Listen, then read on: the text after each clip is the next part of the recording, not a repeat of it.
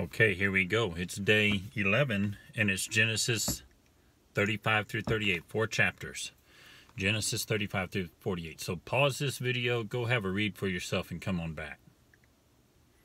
All right, assuming that you read, for those of you who haven't read through the Bible or don't know it really well, I'll give you a hint to pay close attention to this kid, Joseph.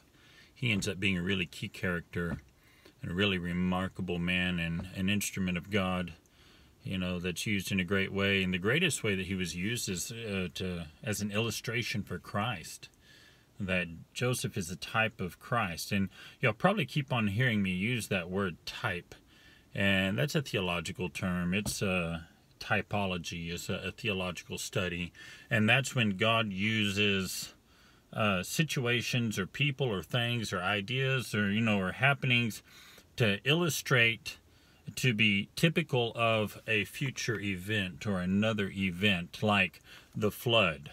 That was typological of the judgment of God. Jacob's crutch that he was leaning on was a type of Christ. The ark was a type of Christ. And, God paints these pictures and these illustrations of redemption and salvation and judgment and all kinds of things throughout. And, it makes perfect sense the way that Jesus taught in parables. Because God is a very good teacher. He's a very earnest teacher, diligent teacher. He wants us to get it. And so he puts it in words. He puts it in illustrations. He puts it in parables. He does all those things. He puts it in the testimony of his saints, of people who've come to know him. But listen, that's enough of all of that. What about this stuff? What about today? Keep an eye on Joseph. He's a key character. And I want to mention, here's a side note. There's a Greek word, Koine Greek, in the New Testament. There's a Greek word that is pater. Pater means father.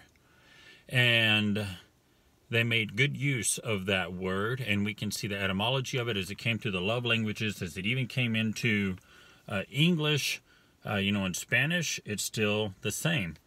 Paterno and paterno, that means it's an ambiguous word in Spanish. It means two things.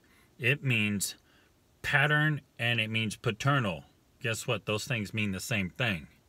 We just didn't keep that in English. But we have two very similar words, paternal and pattern. And so it's the same thing. And that's kind of scary. We saw these examples. We saw Abraham and his relationship with God, and Isaac and his relationship with God, and Jacob and how stubborn and slow he was to respond to God, and all the things he experienced. And honestly, I don't really see Jacob responding to God in a surrendering, submissive fashion until Christ came and wrestled with him all night.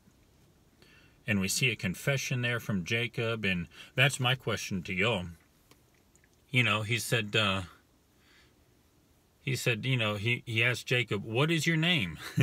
And why did he want Jacob to say his name? Can you imagine, hey, what's your name? Tell me your name, as if Christ didn't know his name.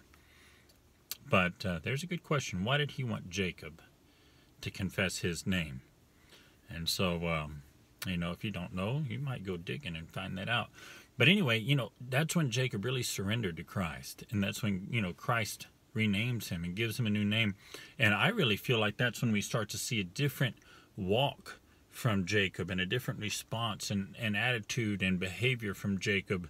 And, what was his emphasis to them? Put away the idols. Put away those idols, And he wanted to start purging his own home. But here's the sobering thing. Here's the thing about the key, the side note about pater, about patterns, about the paternal pattern. Jacob was really slow in coming to Christ. And his sons did a lot of growing up before he really did. And they grew up to be rascals. They really did. They had the whole deal with Hamor and their deception.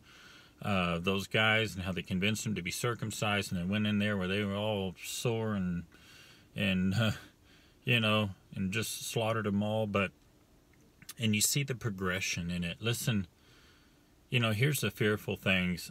your kids will outdo you. Don't expect your kids just to adopt the same level of ungodliness that you practice throughout your life, and they're gonna hang on to that. Listen, they might surpass you. They might come to Christ in saving faith, and not do all the things you did. They might be like these 10 brothers, at least 10 out of the 12, some very ungodly men. But boy, the way that God continues to work in these rascals is really remarkable about the character of God.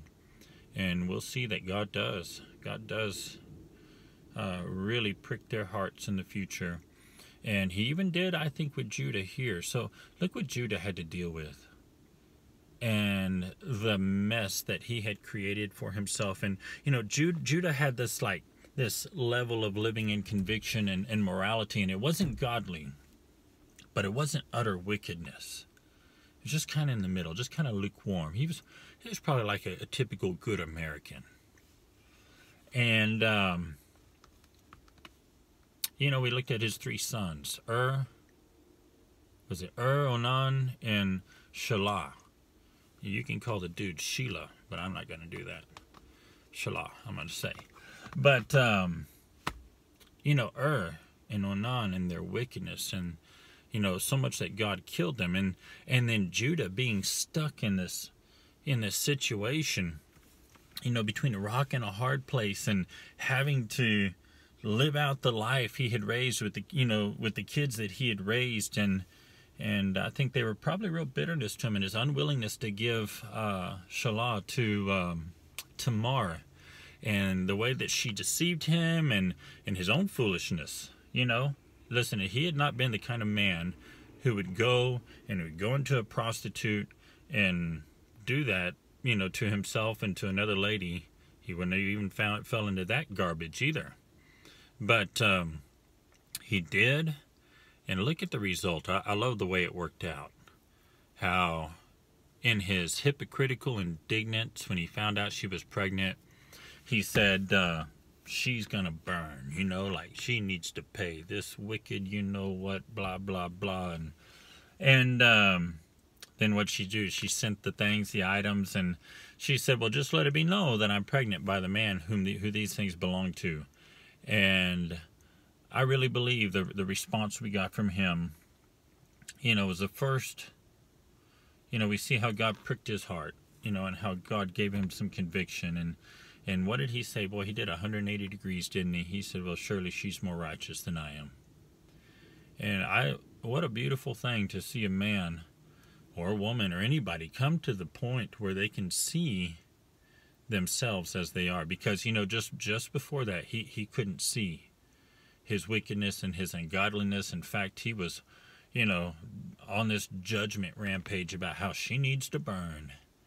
And boy, with one little action. And listen, that's not all. If you think that's a lot, I'll tell you what, God ends up really convicting these guys. And so it's a wonderful account of history to read through. It's a wonderful assurance to me.